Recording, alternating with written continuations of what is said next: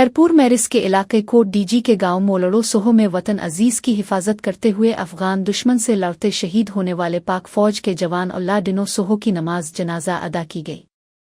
शहीद को फौजी एजाज के साथ सुपुर्दन खाक किया गया।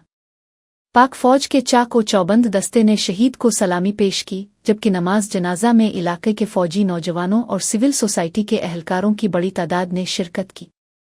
शहीद के वरसा ने कहा कि वो अल्लाह डिनो सोहो पर फ़ख्र करते हैं, जिसने वतन की खिदमत और हिफाजत करते हुए दुश्मन के सामने जाम शहादत नोश किया।